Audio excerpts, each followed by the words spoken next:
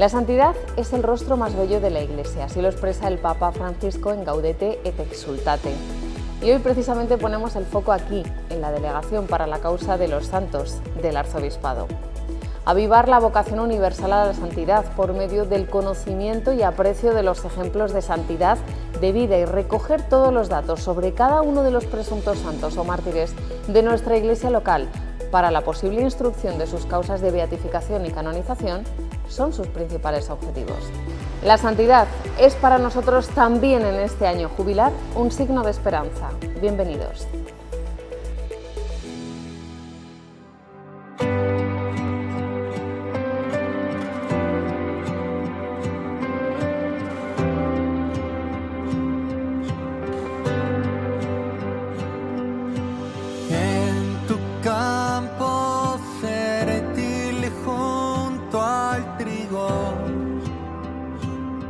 Ha crecido la cizaña de tu barro limpio, hemos nacido,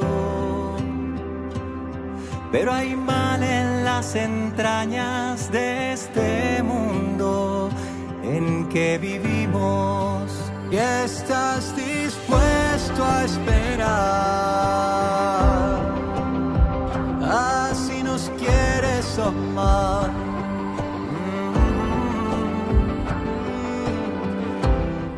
Bueno, don Gustavo, estamos en la delegación, en las dependencias de la Delegación para la Causa de los Santos de la Archidiócesis de Toledo.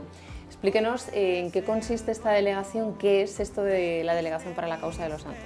Bueno, la Delegación de la Causa de los Santos es un poco ampuloso decirlo, dice la normativa que es la más importante, dice, de toda la curia diocesana de una diócesis. ¿Por qué? Porque aquí es donde vemos la santidad de la Iglesia. Aquí estamos estudiando gente que ha vivido conforme las enseñanzas evangélicas, se ha ido esforzando en su vida cristiana y aquí pues vemos, por tanto, la gracia de Dios por una parte y la colaboración humana. Por tanto, aquí es donde palpitamos, vemos el pálpito de la Iglesia Santa. Y aquí nuestra labor en esta delegación es hacer la causa diocesana de un proceso de beatificación o de canonización. Esta causa tiene dos partes, la fase diocesana y la fase romana. Nosotros hacemos la fase diocesana. Hacemos el estudio pormenorizado de los testimonios conforme al dicasterio de la causa de los santos, que tiene su normativa, sus cánones, y nosotros pues hacemos ese estudio detallado y cuando terminamos este estudio lo remitimos a Roma y allí pasa a la fase diocesana para estudiar si lo que hemos hecho aquí corresponde con la normativa vigente y a los teólogos romanos ven si la persona que hemos mandado la documentación pues tiene los parámetros propios para ser elevado a la cruz de los altares. Porque la fase diocesana comienza en la diócesis donde esa persona ha fallecido. Exactamente. Aunque no sea de esa diócesis. Imaginemos que... Exactamente, aunque haya sido otra parte, muere... Una cosa es cuando uno muere accidentalmente en una diócesis, evidentemente ¿sí? Aquí, y bueno, en Toledo, pero toda su vida se ha transcurrido en Madrid y ha venido de viaje y le ha dado aquí un yuyu. Entonces lo que se puede hacer, evidentemente, es que el obispo diocesano de Madrid pide un permiso especial a Roma para que lo pueda hacer en Madrid porque todavía su vida.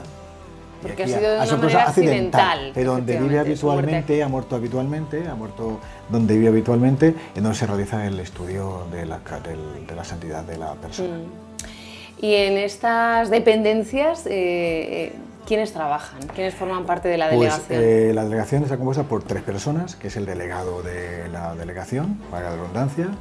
Está un notario, que es el que hace de secretario y que también certifica pues, todo el trabajo que hacemos que es correcto. Y mi parte es ser el promotor de justicia, que es la de cuidar para que toda normativa canónica del dicasterio se cumple en la fase diocesana. También me corresponde a mí también hacer el interrogatorio a los testigos.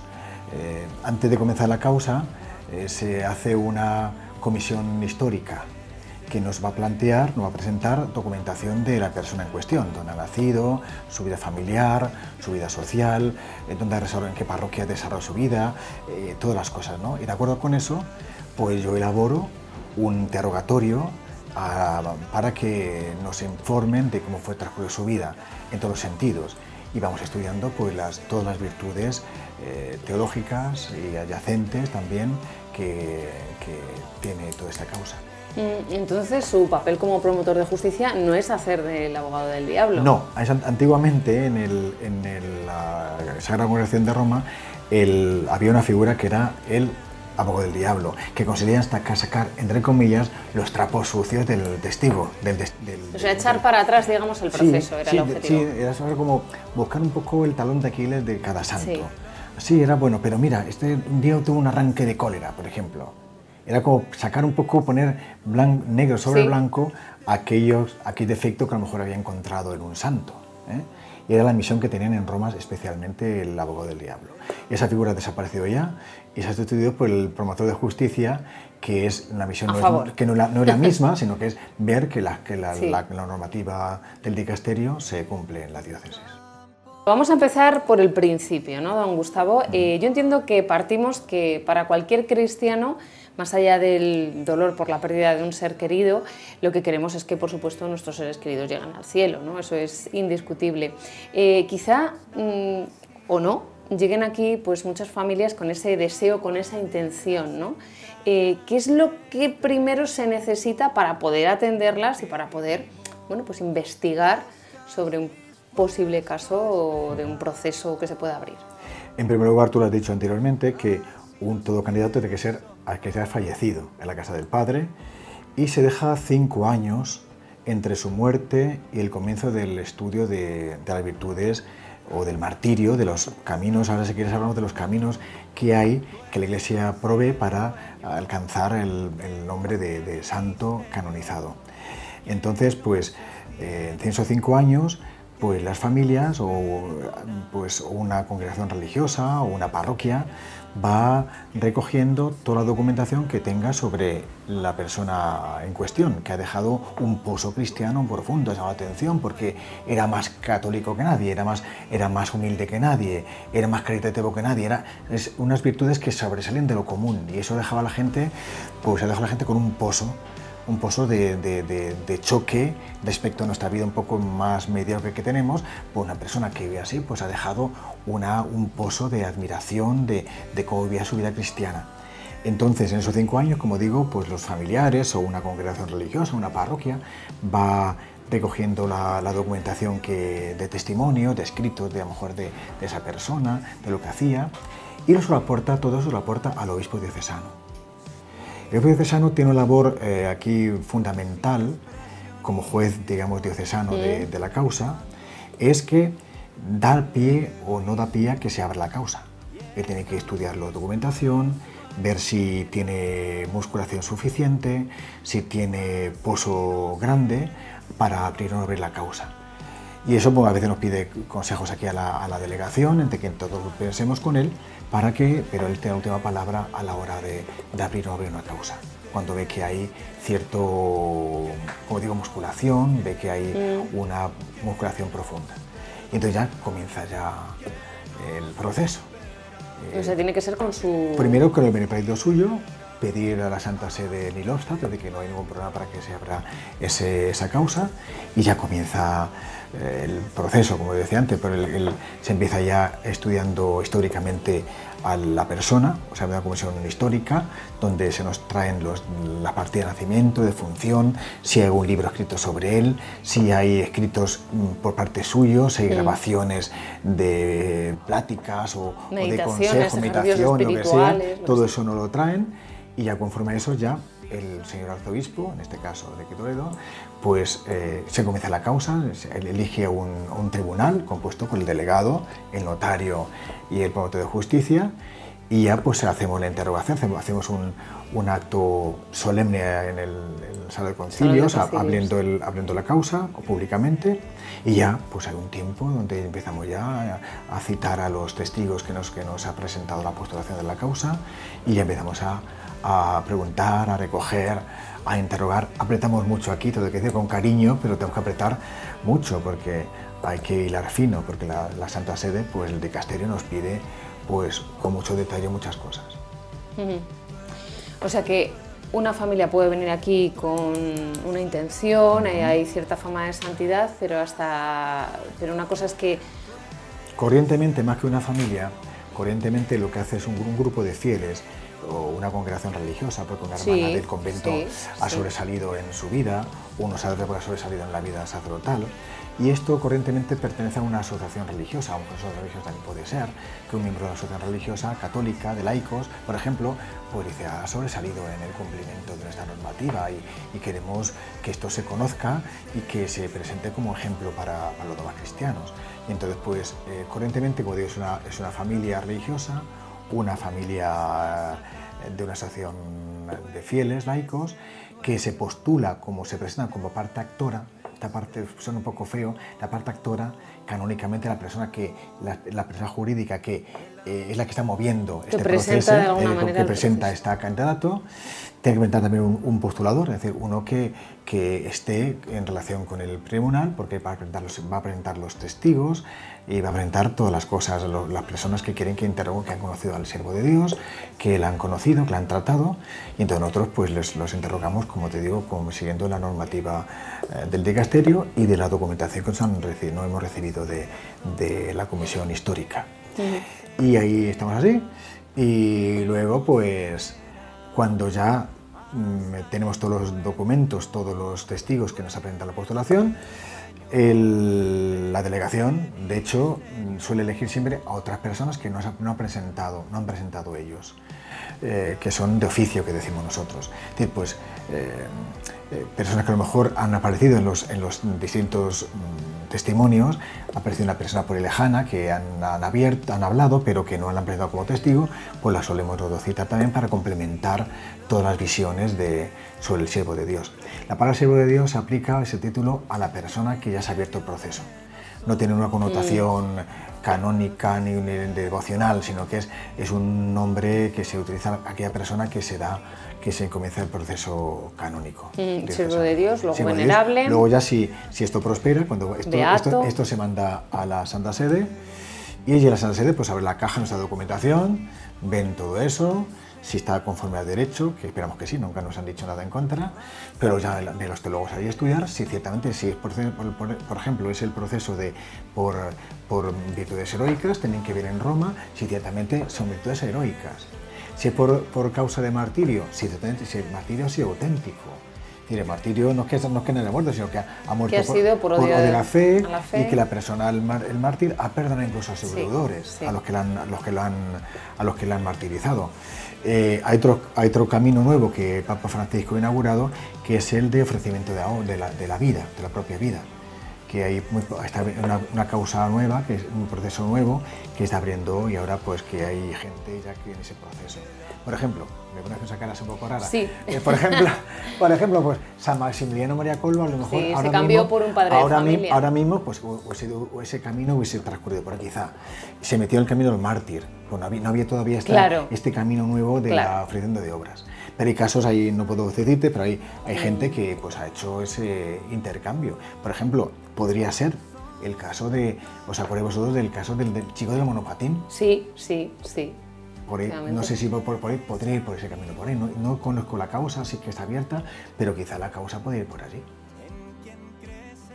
Una nueva vía que ha abierto el Papa, que efectivamente ha habido ya algún santo canonizado y beatificado que podían haber entrado, históricamente causas que ya están incluso cerradas, no ya son santos, que podían haber entrado aquí, por ejemplo el famoso caso del padre Maximiliano María Kolbe, ¿no? Que todo el mundo conoce su historia y que entrega su vida por un desconocido. Eran polacos los dos, él también era un soldado militar polaco, pero no se conocían según el relato, y él ofrece su vida, ¿no? Como ya tantas veces hemos escuchado narrar, ¿no? Y entonces el Papa ha abierto lo que se llama la vía de caridad, ¿no? Que es en situaciones límites, ¿no? Que yo doy la vida por ti, por los motivos que sean, ¿no? Entonces hay un caso que ha sido el primero, que además es un español, es en América, en Hispanoamérica, pero que ha llevado, es el hermano Pedro, que es del hogar de Nazaret, ¿no? Ha llevado a unos niños a la playa, pues es una escena de un hogar, ¿no? Un día de vacaciones, un día de descanso, se ha ido con los chavales a la playa, ¿no? Se están bañando en la playa, entonces lo del mar Pacífico es mentira, de Pacífico no tiene nada, entonces empiezan a ahogarse los niños, ¿no? Él ve desde la orilla que algo está pasando, entonces son 4, los va sacando uno por uno a todos, ¿no? Cuando sale él le da un infarto y se muere, ¿no? Después de haberle salvado, ¿no? pues algo así. Entonces es un camino también extraordinario, claro, pues una persona que está consagrada, luego por eso luego el estudio, y por eso se hace una causa, porque luego hay que ver la vida y que le lleva a ese acto extraordinario, claro, no es que pase por allí o por equivocación o un acto altruista, ¿no? Entonces, estamos hablando de caridad, de imitar a Cristo en las virtudes, ¿no? que es lo que se examina siempre, de todas formas, en todos los santos, sea por una vía o por otra, ¿no? La fe, la esperanza y la caridad, ¿no? Y cómo lo han vivido, y luego en el caso eso de los mártires, cómo se llega a la entrega o bueno, a que te arranquen la vida en este caso, y en este otro, que es la diferencia, a darla libremente, ¿no? También los mártires, ¿no? Pero claro, ahí hay un asesinato, por eso se habla por odio a la fe, que es lo que hay que demostrar. Aquí no tiene que ser perseguido, ¿no? Sino que yo entrego la vida, la doy libremente, que es verdad que bueno, pues cuando uno ha hecho votos y ya está consagrado al Señor, pues la vida ya la ha dado. Entonces, muchas veces, aunque cueste entender, pero a veces es mucho más sencillo, ¿no? Porque es un acto heroico, pero que entra dentro, ¿no? A lo mejor a alguno no le saldría, ¿no? O a lo mejor él no hubiera sabido que no supiese nadar, por ejemplo, no, en aguas profundas, ¿no? Pues entonces a lo mejor no hubiera cometido la imprudencia de tirarse si él no sabe nadar, ¿no? Pero en este caso da la vida porque está viendo a esos niños en peligro. Entonces es un caso muy claro, ¿no? Pero de todas formas se ha hecho su expediente en la diócesis de Córdoba, que él es de Córdoba, en donde suceden los hechos, y todo se tiene que instruir. Si no hay fama de santidad, no se comienza la causa. O sea que el actor de la causa no tiene que presentar pues que esa persona no sé, pues ha dejado un pozo, la gente de la parroquia o de la congregación pues la tiene como santa, van a la sepultura a rezarla, por ejemplo, pidiéndole alguna gracia, alguna intercesión.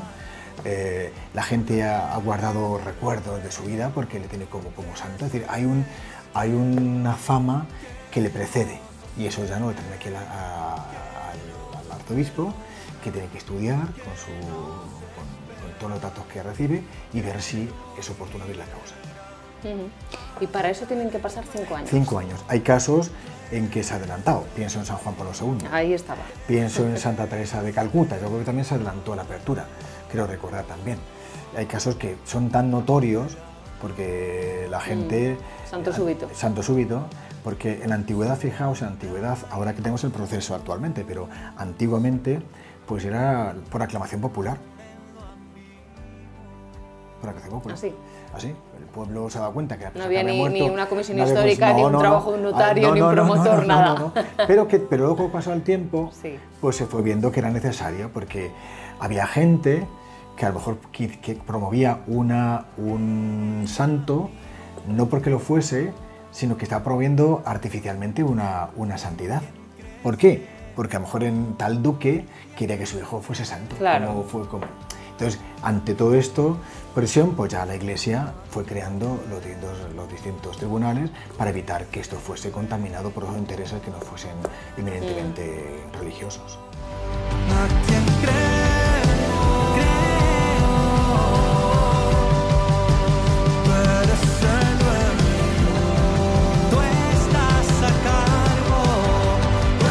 La fama de santidad de don José estaba muy extendida, porque como él fue director espiritual del Colegio Hispanoamericano, el Colegio de Guadalupe, en Salamanca,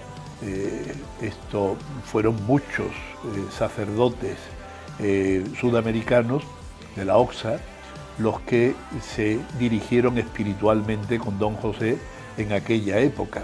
Muchos de ellos son actualmente, y lo eran en ese momento cuando se abrió el proceso, eran obispos titulares de distintas diócesis, en Venezuela, en Perú, en Argentina, en México.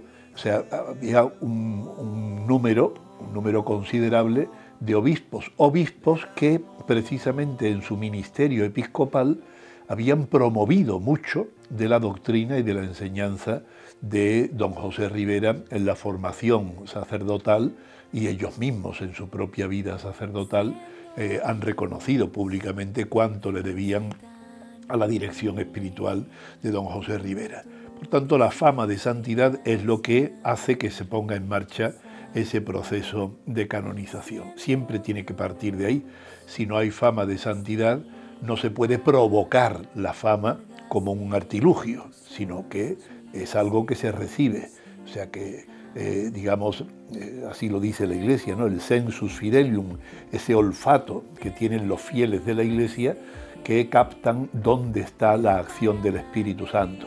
Y en un modelo, en un testigo, pues como don José Rivera, muchísimos, tanto seglares como religiosos, como religiosas, como sacerdotes y obispos, pues testimoniaron esa fama de santidad. ¿Sí? Bueno, pues esto que no tengo que hacer más que ser santo, ¿verdad? Está bien claro en el Evangelio. Piensen muchas veces, por ejemplo, por una parte, buscad el reino de Dios y su justicia. La palabra justicia en el Evangelio significa santidad, no significa la virtud concreta de la justicia. Cuando se dice, una traducción bastante corriente, que San José era un varón justo, no quiere decir que no robaba y que pagaba unos obreros que no tenía. Quiere decir que era santo, que es distinto. Bueno, pues buscad el reino de Dios, la santidad, y lo demás lo recibiréis por añadidura. Lo recibiréis, quiere decir que no tengo que estar preocupado por ello, quiere decir que no tenga yo nada que hacer. Pero hago precisamente lo que me santifica. Por ejemplo, bueno, yo tengo que ser una persona casada, con hijos. Yo tengo que ser santo, pero tengo que criar a mis hijos. No, señor, no tiene que ser santo y criar a sus hijos. Es que no se puede ser santo para que criar a los hijos que tiene, claro. Esto es evidente. O sea que, o lo que me parece a mí que tengo que hacer es lo que me santifica, o si no es que no lo tengo que hacer y ya está. Entonces, pues lo que tengo que plantear en cada caso es irse riendo.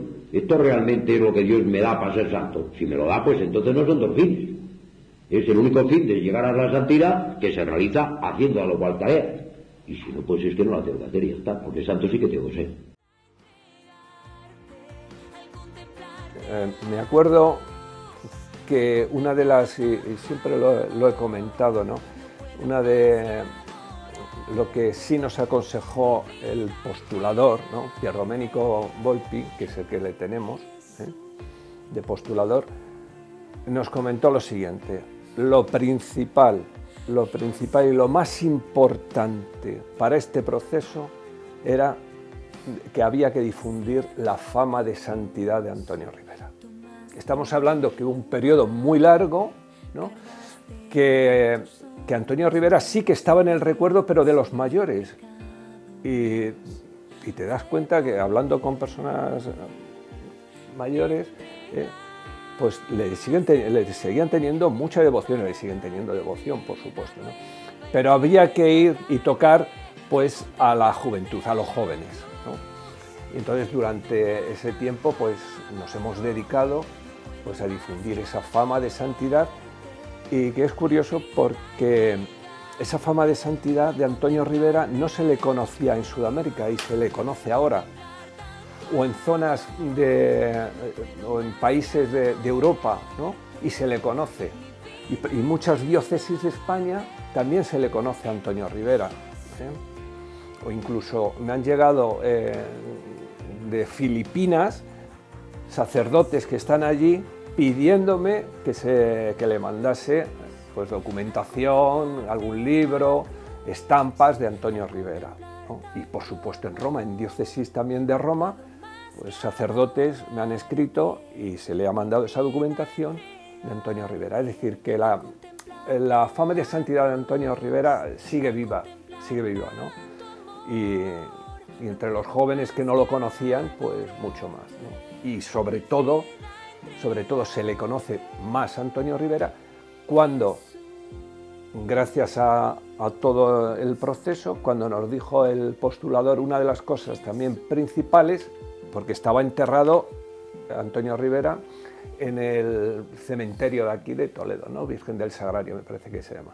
y dijo que había que sumar sus restos y llevarlo a una iglesia, y se llevó a la iglesia de San Julián, que es el centro del apostolado, ¿no? Y encima, ahí al lado de la pila bautismal, que es donde nacemos, ahí a Cristo, la iglesia, y ahí tenemos los restos de Antonio Rivera, y se le venera y va mucha gente a rezarle a Antonio.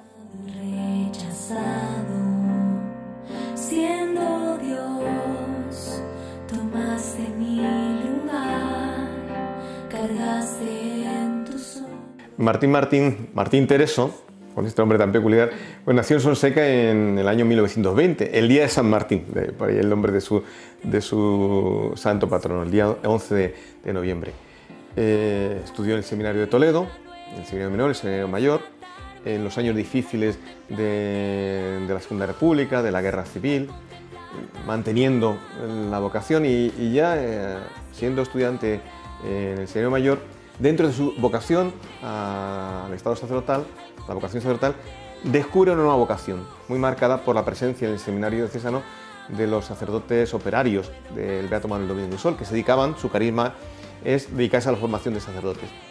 Entonces él, como tenía un expediente muy bueno, entonces le piden que colabore o le encargan trabajar con seminaristas, cuidar seminaristas más pequeños. Y entonces él descubre esa vocación a formar sacerdotes. El último año de seminario se va a Salamanca, está con los operarios, se va a hacer operario diocesano y va a ser ordenado sacerdote aquí en Toledo, en la capilla del Seminario Menor, y el resto de su vida la va a dedicar a la formación sacerdotal, pero también a las misiones. Por ejemplo, en un primer momento va a ser enviado al Seminario Menor de Sanlúcar de Barrameda, luego está en el Seminario de Segovia, pero siendo formador en el Seminario de Segovia, le van a encargar ir a América. La hermandad está abriendo en América nuevas casas y necesitan misioneros. Y él va. Y va a comenzar lo que sea la segunda parte de su vida, que es la vocación misionera, con una atención preferencial a los sacerdotes, pero también desempeñando otros ministerios. Él va a estar en varios lugares de América, Argentina, Uruguay, Brasil. En Argentina va a estar la mayor parte del tiempo en la ciudad de Tucumán, primero en el seminario y luego va varias veces a Tucumán, entre medias va a estar en Buenos Aires, y la última etapa de su vida va a ser en Tucumán. Primero en el seminario y luego, cuando los operarios dejen el seminario, en la parroquia de Montserrat, dedicándose a todos los ministerios posibles, ¿no? A todos los ministerios parroquiales, están teniendo los pobres, están teniendo familias, están teniendo enfermos, teniendo ancianos. Y es en esta época donde surge esa fama de santidad. Hay un reconocimiento por parte de la ciudad, incluso en vida, haciéndole pues, una serie de honores como persona que ha tenido un gran papel en la vida de la ciudad, pero también está en el pueblo de Dios la idea de la santidad de Martín. Ya en vida, y se ve en escritos que le dirigen o en testimonios, va viendo un sentido entre los fieles, y no solamente los fieles católicos, de que el Padre Martín es alguien especial, que el Padre Martín es un santo. Hablamos de virtudes heroicas, pero no quiere decir que haya unas virtudes heroicas distintas a las virtudes, por ejemplo, teologales, fe, esperanza y caridad, o las otras, sino que aquí lo que se quiere reconocer, lo que se tiene que probar es que lo vivió de manera heroica, todas esas virtudes, ¿no? Explíquenos esto. Pues quiere decir que sobresale, para entendernos nosotros, sobresale de lo habitual, de lo normal. Un católico pues él sobresalía en todo, ¿no? O en unas virtudes, especialmente. A lo mejor había una que especialmente sobresalía, pero preguntamos de todas las virtudes. Pues la fe, la esperanza y la caridad, la templanza, la justicia, la sobriedad, la castidad, todas las virtudes, preguntamos de todas las cosas y si sobresalía lo habitual. Y como te digo, luego ya pues los testimonios van diciendo si esto es así, si esos calibran que así, porque es muy difícil de calibrar muchas veces, es muy difícil de calibrar, pero cuando hablamos a ellos de que sobresale lo normal, lo entienden un poco más, que cuando hablan heroicamente son un poco así, sí. Pero desde que sobresale lo normal es cuando ya lo comprenden más especialmente. Entonces pues lo vamos interrogando y luego ya, como de la fase romana, es cuando, con todos los documentos que hemos recibido, los testimonios que han recibido, ven si ciertamente corresponde a una santidad heroica, de virtudes heroicas. Y cuando esto ocurre, pues cuando se hace pues la declaración de venerable por parte de la Santa Sede. El primer paso. Pero fijaos que esto es una labor muy complicada y muy larga, porque cuando llega allí en Roma, llega nuestra carpeta de los trabajos que hemos realizado, allí el relator, que se llama así, el que por distintas lenguas pues divide el trabajo, como gracias a tantas causas abiertas, pues en la lengua española hay no sé cuántos colaboradores, pues entonces pues cada uno se carga de una carpeta o de un trabajo de un candidato y hace una cosa que se llama la posición que muchas veces es como una tesis doctoral. porque es un resumen de todo lo que han mandado las diócesis. Entonces, el trabajo que hace cada relator convertido en posición, que tarda mucho tiempo en hacerlo, evidentemente, porque es recoger toda la documentación, recoger todos los testigos y escribirlos pormenorizadamente, todos seguidos. Entonces, pues es una tesis doctoral prácticamente. Y ante eso ya, la comisión ya teólogos pues ven si ciertamente con lo aportado en la posición, pues hay ciertamente indicios o fehacientes de que esa persona ha vivido las virtudes en grado heroico. Y cuando esto sucede así, pues el presidente del dicasterio pues ofrece al Papa esta conclusión, y entonces el Papa pues firma lo que el decreto de venerable. Todavía no se va a dar culto a esa persona. Claro, eso le iba a preguntar, ¿qué implica que sea venerable ya? Pues ¿Qué implica que sea siervo de Dios? Pues siervo de Dios, que estamos comenzando el estudio de sus virtudes. O sea, cualquiera puede ser siervo de Dios, cualquiera que llega aquí con cierta fama de santidad. Ella es siervo de Dios, pero eso no quiere decir que se pueda dar culto. Se editan unas estampitas, unas estampitas para pedir a Dios que la canonización de esa persona y alguna gracia que se desee alcanzar. Entonces hay casos, bueno, pues ya cuando vienen por aquí, porque yo he rezado a tal porque mi hijo estaba un poco reguleras y me ha concedido esa gracia. Estaba sin trabajo y he pedido a esta persona y encontró trabajo al día siguiente o al poco tiempo. Y son ciertas gracias que se van atribuyendo a tal persona, y eso va enriqueciendo su fama de santidad. Bien, el proceso de don José Ribera, del siervo de Dios José Ribera, en aquel momento se abre con motivo de el año 2000.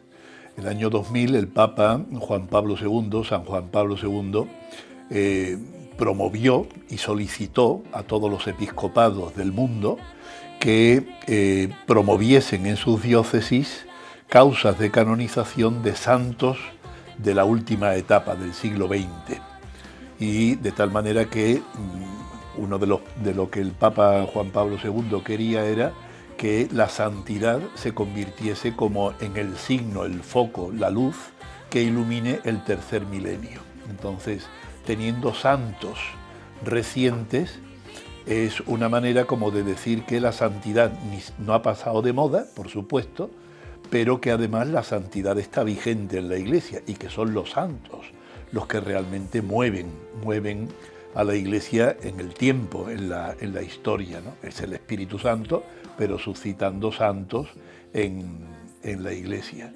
Y entonces don Francisco Álvarez Martínez, que entonces era el arzobispo de Toledo, pues en una carta pastoral invitaba a que se le presentasen testigos de santidad de la época reciente. Y uno de ellos que se presentó fue la figura de don José Ribera.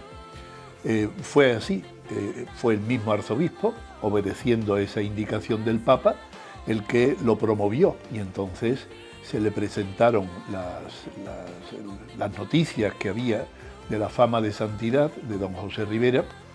Había un gran número. Don José Ribera había muerto en el año 91, estamos hablando de 9 años antes del año 2000. Entonces había muchas personas que habíamos convivido con don José, que habíamos conocido directamente a don José, que sabíamos también de muchas otras personas que habían convivido con don José todavía en la época de seminarista y en su infancia, lógicamente. Y entonces toda esa noticia de todas esas personas, cuando sacamos a la luz que era posible iniciar un proceso de canonización a don José Ribera, empezaron a enviar testimonios y testimonios y testimonios de la fama de santidad que para ellos había supuesto la convivencia con don José, la doctrina de don José, el testimonio vital de don José, todas esas cosas. Jesucristo ciertamente quiere que los hombres conozcan a Dios en la tierra. Y en España cada vez hay más gente que no conoce a Dios. Jesucristo ciertamente ha venido para que le reconozcamos como el Hijo de Dios. Y el que no le reconoce como Hijo de Dios es el anticristo. Eso lo dice San Juan Evangelista, que entendía el negocio, ¿no? En España cada vez hay más gente que no reconoce la divinidad de Jesucristo.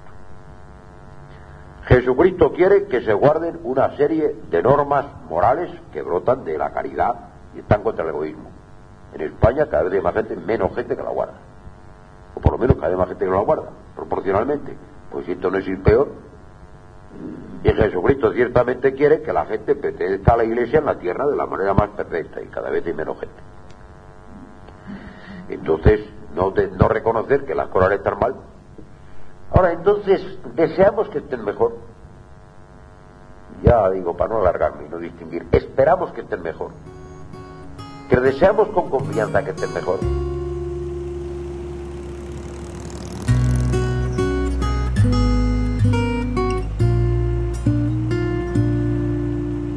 Santo es el que vive, santo es el que reina, santo en las alturas, santo aquí en la tierra, santo en el pesebre, santo en el sepulcro, santa es su sangre derramada en la cruz. Se mueve todo esto pues prácticamente al inicio de su muerte, que estamos hablando de 1936, ¿no? Cuando ya los jóvenes de Acción Católica ven que en Antonio Rivera claramente que es un joven pues con valores, con virtudes y con fama de santidad. A partir de ahí pues no se deja en el olvido, aunque se está viviendo una guerra civil, no se queda en el olvido la figura de Antonio Rivera, ¿no? Todo esto llegamos al año 1962, cuando estaba de obispo auxiliar don Anastasio Granados, y es quien abre el proceso de Antonio Rivera, ¿no? Por medio, por supuesto, de Acción Católica. Ahí, pues una vez que ya está en marcha el proceso diocesano, pues se interrumpe. Hubo declaraciones, tanto de sus padres como de otras personas, amigos, pero se interrumpe. El motivo pues fue en el pontificado de Pablo VI, que todas estas ratificaciones pues no veía prudente el que siguiesen adelante. De ahí pues nos vamos ya cuando vino a la diócesis don Braulio. Y es curioso porque la providencia es algo que siempre nos cuesta mucho entender, la providencia, ¿no? Pues estando él en Valladolid de obispo, pues le entregaron un libro, le llegó a las manos un libro de Antonio Rivera. Y entonces, estando aquí, preguntó cómo iba ese proceso de Antonio Rivera. Entonces, la Acción Católica, que estaba de presidente diocesano Jesús Manuel Díaz Rincón, pues le comentó que estaba pues parado prácticamente, que no había nada, ¿no? Y entonces él, su empeño es que ese proceso tenía que seguir adelante. Entonces, en el 2014 se reinicia otra vez el proceso de Antonio Rivera, con nuevas declaraciones, sin olvidar las antiguas declaraciones. Y se continúa con ese proceso hasta que la fase diocesana, en el 2016, cuando Antonio Rivera, un 27 de enero, cumple los 100 años, ¿no? Ya de su nacimiento, pues se cierra ese proceso diocesano y por fin lo podemos ver ya que se manda toda la documentación a Roma. Para ser santo, al ser beato por camino de las virtudes heroicas, se pide un milagro. Un milagro para ser beato. Para ser beato. Y otro milagro para ser santo. Que en el caso de los mártires se salta directamente, ¿no?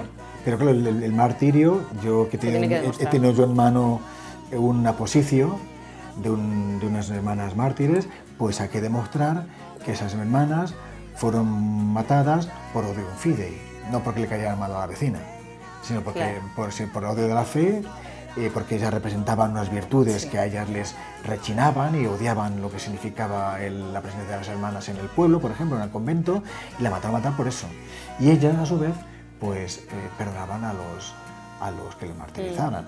De hecho, aquí en Toledo, en la diócesis, hay casos espeluznantes de cómo muchos mártires pues besaban la mano de los verdugos. Sí. O le entregaban el reloj de su primera misa, que le había regalado su padre, le había regalado porque te doy este regalo porque me has dado el cielo. Sí. O sea que muy claro. Hay otros casos que se cuesta más dilucidar hasta dónde llegaba la persecución religiosa y otras motivaciones distintas. Hay que hablarlo, es muy fino todo ese camino. Y el Espíritu de Sorríquez, por lo mismo, pues hace este camino también. Pues las causas por vía de martirio, lo primero que hay que demostrar es la fama de martirio.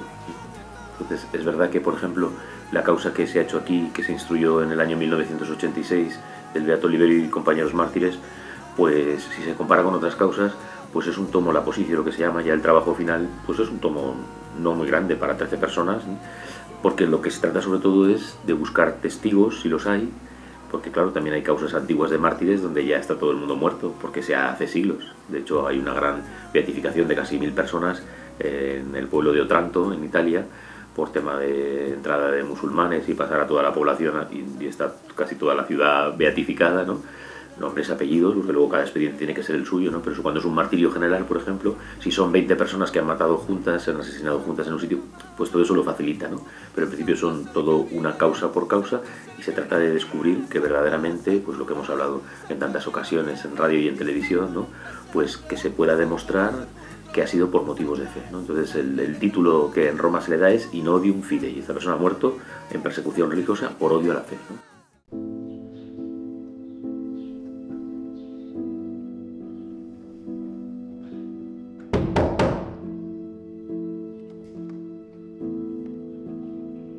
¡Cura! ¡Vente con nosotros! Hijos, qué mal os he hecho. Vamos, que te vengas con nosotros, hombre, cura. Vamos.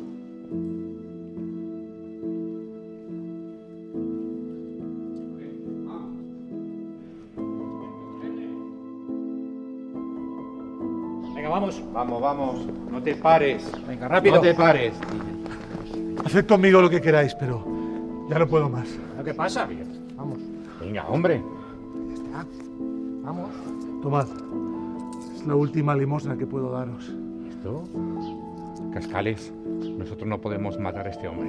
¿Cómo que? ¡Lo cargo yo ahora mismo!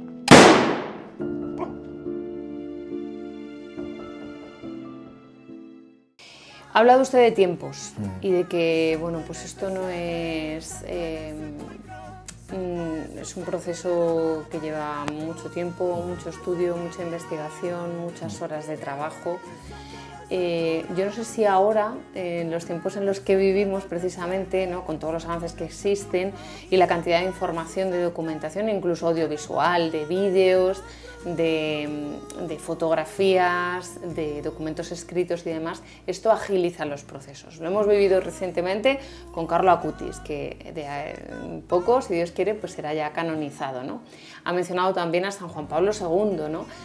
Procesos como muy express. Yo no sé si la clave de esos procesos es precisamente pues, todos los avances y la época actual en la que estamos viviendo, porque claro, no es lo mismo, antes hablábamos de un trinitario que murió en 1609, ¿no? Pues la documentación que se tenga de esa persona a la documentación que podamos tener, por ejemplo, de Carlo Acutis.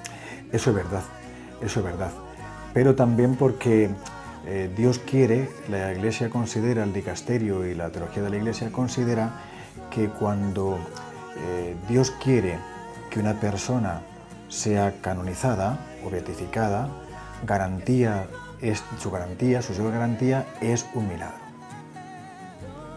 O sea que podemos hacer nosotros, aquí en Toledo, podemos hacer la fasio diocesana con cierta premura, pero luego ya pasa a Roma, que tiene sus tiempos, porque allí hay un montón de... Nosotros somos los únicos que llegamos con causas, claro. Y hay muchos diócesis con muchas causas, y entonces pues luego se pide, como te digo, un tribunal. Cuando hay un milagro, hay un tribunal diocesano que estudia el milagro y manda sus conclusiones a Roma para que a su vez otro tribunal en Roma lo estudien también.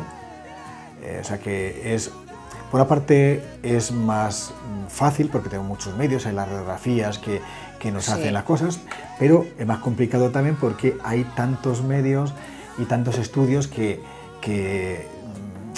muchas veces, por hilar tan fino, los médicos, que en tal revista científica del año 84 hemos leído que... A lo mejor echan para atrás sin mirar. Claro, con que utilizando tal medicamento con tal otro, puede ocurrir que quizá un 0,5% ocurra que no sea... Entonces pues se paraliza el milagro ahí. No se considera milagro porque hay una raíz científica que considera que eso quizá siembra la duda. Ahí se votan entre el comité científico y entre la duda, pues ellos ven lo que tienen que, si ven que la duda es razonable o no razonable. A veces es costoso, claro, porque se entremezclan pues muchas otras cosas, ¿no? Y eso es lo que el postulador tiene que desgranar, ¿no? Pues descubrir que solo haya una motivación, ¿no? Que haya perdón en algún momento determinado, lo puede haber en la cárcel, lo puede haber por escrito, lo puede haber dicho en una predicación, lo puede haber dicho in situ y que haya testigos en el mismo fusilamiento, ¿no? Pero eso es fundamental, ¿no? Entonces, con eso, al demostrar la vía de martirio, al demostrar que ha sido asesinado por odio a la fe, la Santa Sede, la congregación, el dicasterio, perdón, ahora el dicasterio, que es como se llama, para las causas de los santos, no pide un primer milagro, ¿no? Como se pide para una causa, podemos decir, normal, ¿no? Por el resto de situaciones, ¿no? En donde se pide un primer milagro para la beatificación y un segundo milagro para la canonización, ¿no? Entonces, en la vía por martirio no se pide, ¿no? Si se demuestra que verdaderamente ha sido por martirio, y luego ya la causa sigue igual, ¿no? Entonces ya lo único que hay que instruir en la segunda parte, por decirlo así, es el milagro que se estudie para poderles canonizar, ¿vale? Entonces todo el primer periodo pues también es parecido al resto de las causas, ¿no? Porque es pues toda la documentación, eso sí que es necesario, que estén bautizados. Hay cosas que son obvias, ¿no? Obvias, si es un sacerdote, pues está bautizado y está confirmado y más antes, ¿no? Pero toda la documentación que se pueda, si tienen escritos publicados, si son cosas privadas, ¿no? Entonces es verdad que luego la causa se puede agrandar, pero en principio el motivo fundamental es el martirio, y lo que hay que demostrar, que de hecho, como digo, en esa posición que tenemos, que no recuerdo cuántos serán, pero pueden ser 1000 páginas, ¿no? de estos 13 sacerdotes, hay muchas carencias de muchas cosas que yo luego he ido descubriendo para bien, ¿no? Incluso para apuntalar más la vida, en eso que hemos hablado muchas veces, que es gente mayor ya con sus 60 años y habían hecho miles de cosas, ¿no?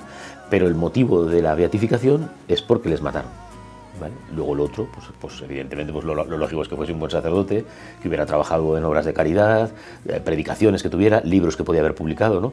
Pero es verdad que se es menos exigente en la vida, ¿no? Porque lo que hay que demostrar es el martirio. De hecho, claro, lo que se estudia sobre todo es el martirio, ¿no? el que de verdad pues quede claro. Anda, curita, vente conmigo, que te vamos a echar una mano a buscar a tu oveja.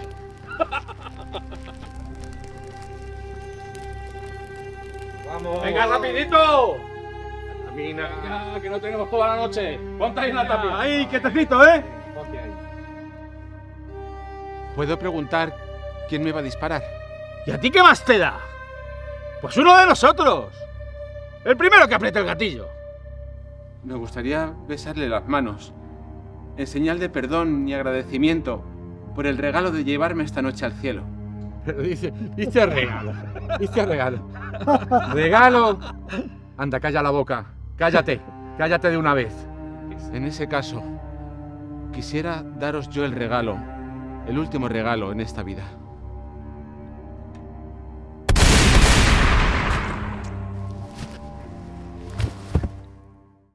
Cuantos más testigos hay, pues mejor, claro. Pero es verdad que, por ejemplo, a día de hoy, pues ya la gente es muy mayor, o las declaraciones, pues me contaron, sí, no recuerdo, entonces queda todo muy pobre. Y entonces, como se ha hecho siempre, pues se busca sobre todo en archivos, por ejemplo, en la causa general o en declaraciones que hay. Además, pues hay declaraciones al detalle, porque es la gente que antes de ser ajusticiadas por los asesinatos que habían cometido, pues hacen declaraciones. A veces para librarse, a veces para culpar a otros, a veces para exculparse, por lo que fuera. Entonces hay causas judiciales que se van sumando, cuanto más haya, pues mejor. ¿Puede decirme su nombre, apellidos y relación que mantenía con los sacerdotes asesinados? Eulalia Huertas, hija del sacristán de la villa de Don Fadrique. Teresa Beato, hermana de Miguel. Patricia López, asistenta de Don Francisco. Polonio Muñoz, compañero de prisión de Don Francisco y de Don Miguel.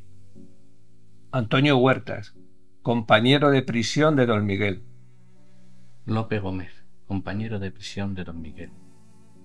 Sor Sebastiana de Jesús, carmelita descalza, hermana de Don Francisco. Amparo Muñoz, feligresa de la parroquia. Entonces se recogió un material riquísimo y se le presentó al arzobispo, a don Francisco Álvarez Martínez. Aquí hay suficiente fama de santidad de la época de su infancia, adolescencia, de su juventud, de su época de seminarista, de su primera etapa de sacerdote y después de los distintos ministerios que había vivido don José hasta el final en su muerte, claro. Entonces ahí tenemos ese material.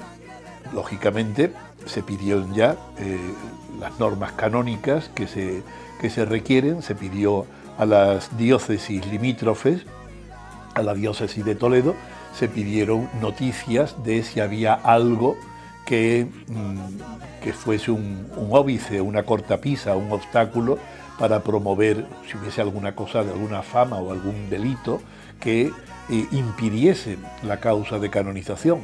Los obispos de las diócesis en torno a Toledo no solamente dijeron que no había ninguna noticia en contra, sino que las noticias que se habían recabado todas hablaban de la fama de santidad que abundaba también fuera de la diócesis, ¿no? Después también se pidió en las diócesis donde había estado anteriormente, que fue la diócesis de Palencia principalmente, donde estuvo como director espiritual del seminario de Palencia.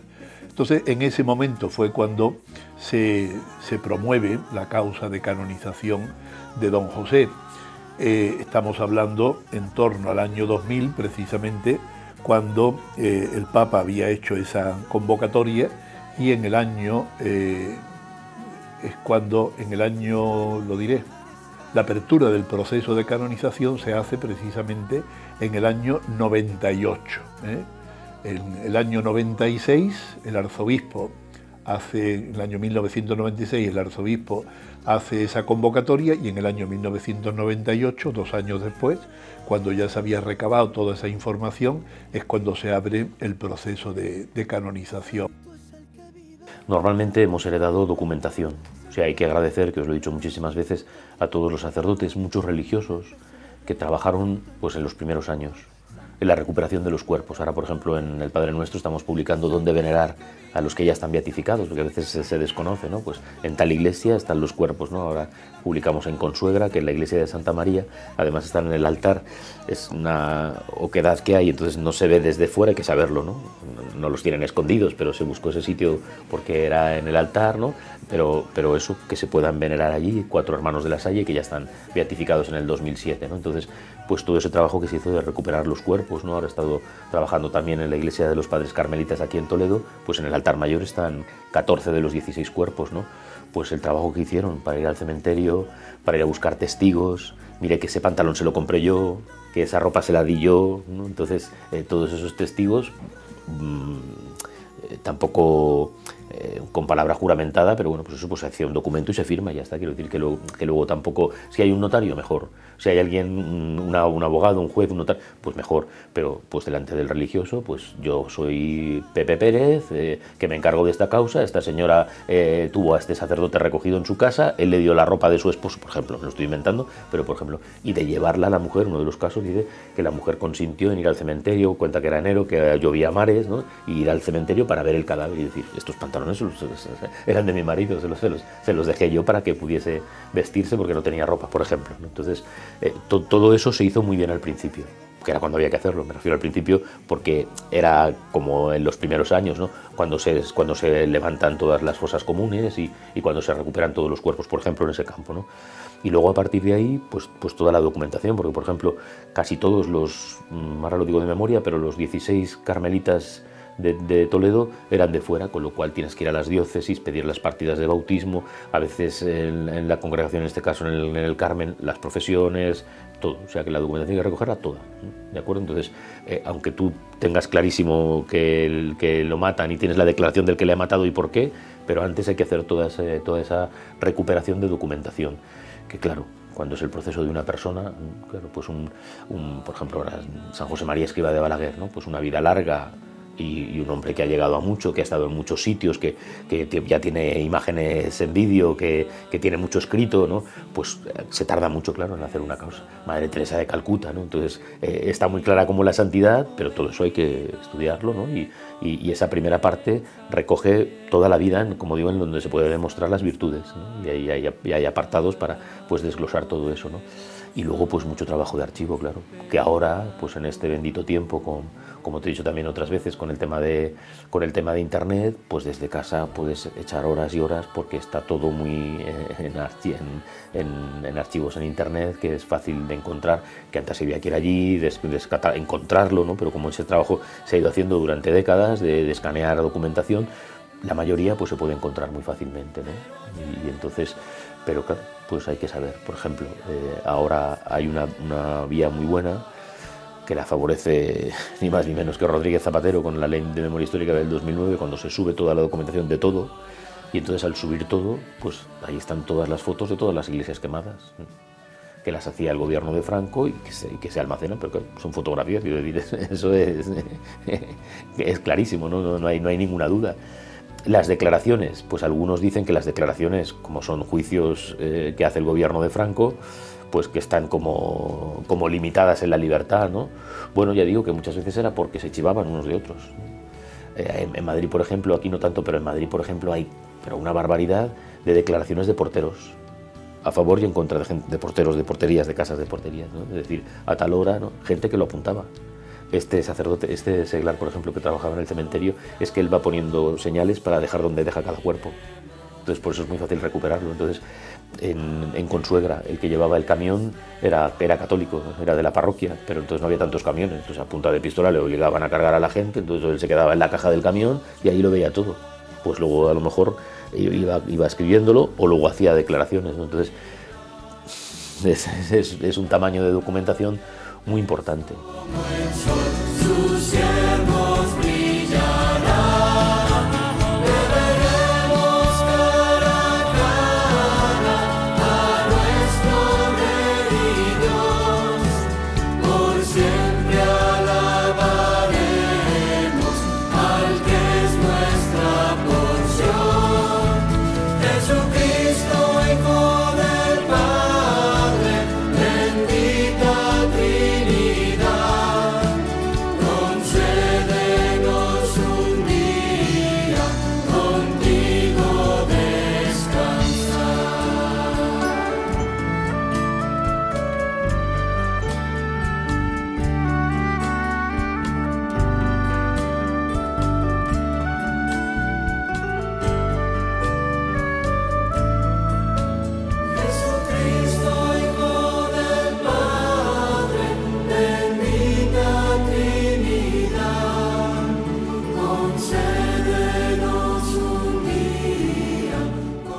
En la próxima edición de Peregrinos de Esperanza les seguiremos contando cómo trabaja la Delegación para la Causa de los Santos en nuestra archidiócesis y en qué momento se encuentran algunos de los procesos abiertos en la actualidad.